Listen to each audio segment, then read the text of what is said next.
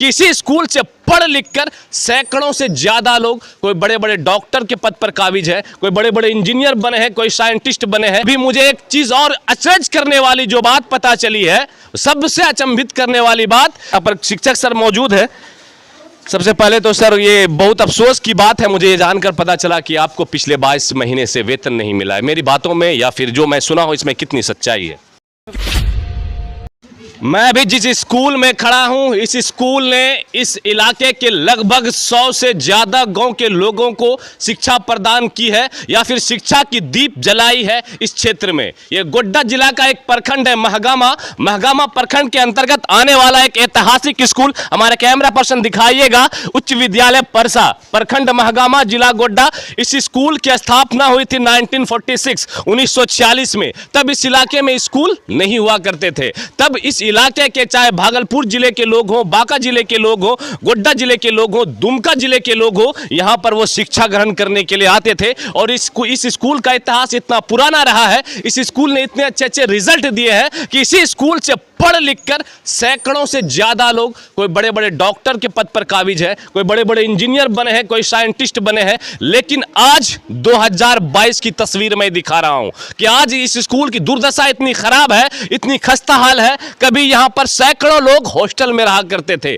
कभी यहां पर लड़कों की अंबार रहा करती थी, लेकिन अभी स्कूल सही तरीके से क्लासरूम तक नहीं भरता है। हॉस्टल की बात तो छोड़िए, स्कूल का भवन जर्जर। ये एक अल्पसंख्यक स्कूल है जो कि गोड्डा जिला में पड़ता है। ये एक अल्पसंख्यक स्कूल है। अभी मुझे एक चीज और अचरज करने वाली जो बात पता चली है, सबसे अचंभित करने वाली बात, कि इस स्कूल में पदस्थापित जितने भी शिक्षक हैं, जितने भी टीचर हैं, उनको पिछले 22 महीने से सैलरी नहीं मिली है।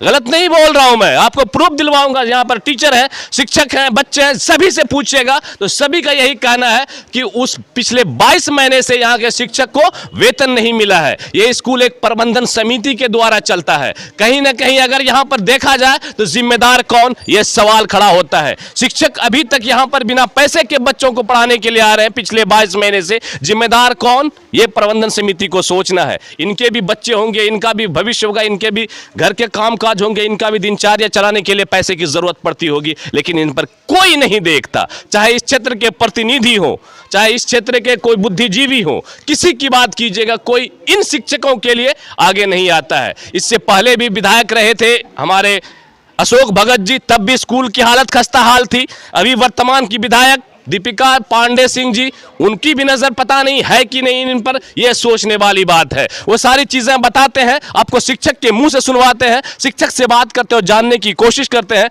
कि पिछले 22 महीने से वेतन नहीं मिलने की रीजन क्या है, वजह क्या है, जानने की कोशिश करते हैं। यहाँ पर शिक्षक सर मौजूद है।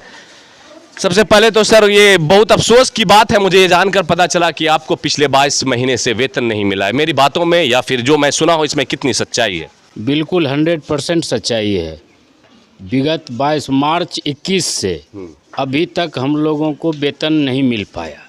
वजह क्या है इसका? कैमरा पर्सन सीधे आइएगा। हाँ, इसकी वजह क्या है? आपसी विवाद, मतलब हम मालिक स्कूल के तो हम मालिक स्कूल के, इसी लड़ाई में हम लोग मारे जा रहे हैं।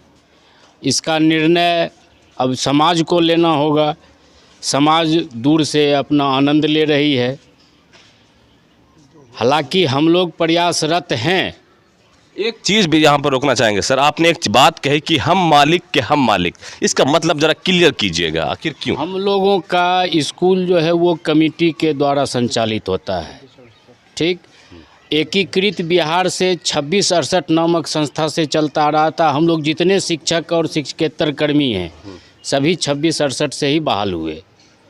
बीच में विभाजन के बाद, बिहार और झारखंड के विभाजन के बाद दो संस्था बना के लोग ले आए, जबकि विज्ञप्ति में ऐसी बात थी कि जो यहाँ झारखंड में जो अपना करेंगे उनका कोष्टक में बिहार का भी नंबर होगा। तो दो संस्था चले आए बनाकर, लेकिन कोष्टक में किसी में 2668 नहीं था, जिसके कारण पूर्व के प्रधानाचार्य किसी ने नहीं माना। ये संस्था की बात कर रहे हैं, मतलब स्कूल को चलाने वाली जो समिति होती है, प्रबंधन समिति, उसी की बात कर रहे हैं? जी हाँ, जी हाँ, जी हाँ, जी हाँ।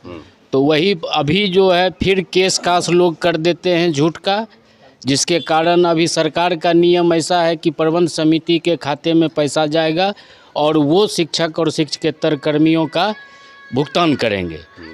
तो अभी हम लोग के यहाँ प्रबंध समिति है ही नहीं, कोई मतलब देखभाल माँ बाप नहीं है इस स्कूल कोई नहीं, जिसके कारण हम लोगों को 22 महीने से वेतन नहीं मिला है।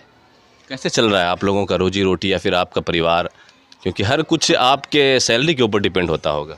बिल्कुल सैलरी के ऊपर निर्भर करता है, लेकिन मारने वाला से ज़्यादा बचाने वाला होता है।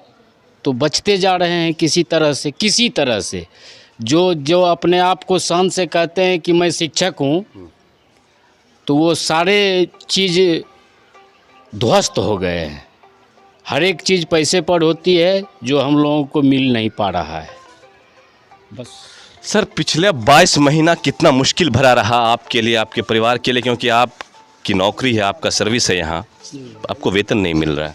लोग किसी से पैसा लेते हैं, यहाँ तक कि हम लोग को सूद पर पैसा लेना पड़ रहा है बच्चों को पढ़ाने के लिए, और दिनचर्या खर्च है, लेकिन उसके लिए भी हम लोगों को दूसरे के ऊपर डिपेंड है, पूरी तरह से, कभी रिश्तेदार से, कभी अपना दोस्तों से, किसी तरह समझिए कि हम लोगों का चल रहा है। अब तो लोग देना भी अब नहीं चाह रहा है कि भाई कर्ज भी लोग नहीं देना चाह रहे हैं कि इतना पैसा ले लिए भाई, बोले साल भर में देंगे, 6 महीना में देंगे, अब तो आपको 22 महीना हो गया, आप तो लोग लगता झूठ बोल रहे हैं। तो यकीन समझिएगा अब उठता जा रहा है हम लोगों पर। वेतन नहीं मिलने का आप सीधे शब्दों में जिम्मेदार किसे मानते हैं? जिम्मेदार मान रहे हैं जो 2 कमेटी जो दावा कर रही थी 2668 को लेकर के, तो बीच में कि दूसरे ने बना लिया 498, लेकिन वो 2668 कोष्टक में नहीं था, जिसके चलते वो उलझाव पैदा हुआ, और ये उलझाव ऐसा हुआ कि वो केस में बदल गया, और हाल फिलहाल में कुछ निर्णय हुआ है। अब देखिए उसके बाद क्या होता है, चीफ सेक्रेटरी जो भी निर्णय लें, तो उसके बाद ही कहा जा सकता है। स्कूल की प्रबंधन समिति का जो यहाँ पर आपसी रंजिश है, जैसा ये पता चल रहा है यहाँ पर कि 2 समितियाँ हैं, उन लोगों की आपस की खींचतान में परेशानी इनको हो रही है। आपके सर को, जैसा आपके सर बता रहे हैं कि पिछले 22 महीने से वेतन नहीं मिला, मतलब सैलरी नहीं मिली है, पैसा नहीं मिला, बात सही है?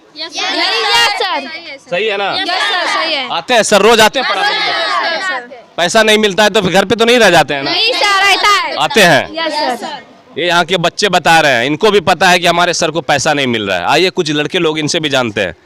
वो लड़की लोग जो बोल रही कि सर को 22 महीने से वेतन नहीं मिला, सच्चाई है इस बात में? सच्चाई है सर। आ रहे हैं रोज पढ़ाने के लिए? पढ़ा रहे हैं? ऐसा नहीं कि वेतन नहीं मिला है तो आके ऑफिस में सो जाते हैं? नहीं है ना?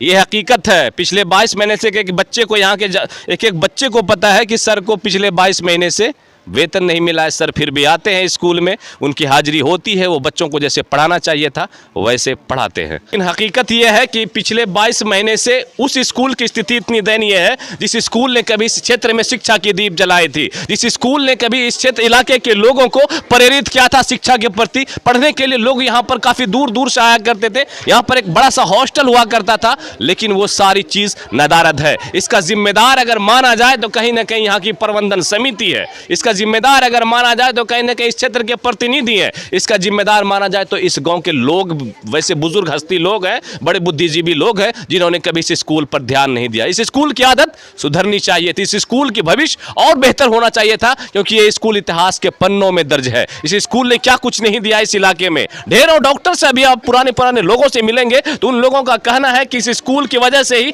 हम लोग आज अच्छे मुकाम पर है। यहाँ पर रहकर कभी कोई बड़े बड़े इंजीनियर, मैंने पहले भी बताया, इंजीनियर बने, डॉक्टर बने, अच्छे पद पर बने, कोई शिक्षक बने, कोई प्रोफेसर बने, क्या कुछ नहीं हुआ। लेकिन आज इस स्कूल की खस्ता हाल। और एक चीज, इस क्षेत्र के जो 3 बार विधायक रहे हैं माननीय अशोक भगत जी, आपने भी इसी स्कूल में शिक्षा दीक्षा हासिल की है। आपका तो दायित्व बनता था, आपका तो फर्ज बनता था कि आप इस स्कूल पर विशेष रूप से ध्यान देते। लेकिन मुझे भी अगर वक्त मिला या मुझे मौका मिला कभी ऐसा बना तो मैं अशोक भगत जी से भी सवाल पूछूंगा और दीपिका पांडे जी आपसे भी सवाल पूछूंगा कि इस ऐतिहासिक स्कूल की दुर्दशा ऐसी क्यों है, इस ऐतिहासिक स्कूल की हालत इतनी खराब क्यों है? कमेटी के अभाव में हमारे स्कूल की दुर्दशा बहुत खराब होती जा रही है। और जैसा कि अभी प्रमोद बताया कि वो बिल्डिंग जर्जर है, ऐसा आपको घूमेंगे तो आपको दिखाई पड़ेगा कि हर एक बिल्डिंग में दरारें आ गई हैं, सिर्फ प्रबंध समिति के कमी के कारण। बस निचोड़ यहाँ पर यही निकलता है कि अगर इन्हें 22 महीने से सैलरी नहीं मिली है तो जिम्मेदार यहाँ की प्रबंधन समिति है। अगर स्कूल का भवन जर्जर है तो जिम्मेदार यहाँ की प्रबंधन समिति है। उन लोगों का आपसी राजनीतिक के कारण ये स्कूल पूरी तरीके से भेड़ चढ़ता हुआ दूरदशा के, ये स्कूल पूरी तरीके से इन लोगों के भविष्य पर एक सवाल खड़ा करता हुआ, क्योंकि इनके भी बच्चे हैं, इनके भी फैमिली है, इनका भी परिवार है। पिछले 22 महीने से ये लोग किसी तरह से अपनी रोजी रोटी का इंतजाम कर रहे हैं। प्रबंधन समिति ऐसी नहीं होनी चाहिए। उन्हें अपने से ज्यादा इन स्कूल की और स्कूल के शिक्षकों की और स्कूल के बच्चों की फिक्र होनी चाहिए थी, लेकिन शायद वो लोग अपनी फिक्र में है, अपने लिए कुछ सोच रहे हैं, तब जाकर इस स्कूल की हालत इतनी दयनीय है। सीधी तस्वीर में दिखा रहा था आपको गोड्डा के महागामा प्रखंड के परसा जैसे ऐतिहासिक स्कूल से जहां पर की स्थिति दयनीय है कि आपको या इस स्कूल के ऊपर तरस आएगा, यहाँ के शिक्षकों के ऊपर तरस आएगा कि कैसे मुश्किल वक्त में ये लोग अपनी जिंदगी जीने को मजबूर हैं। आप देख रहे थे उजागर मीडिया, मैं आपका दोस्त अबुल लैशीरम। जय हिंद।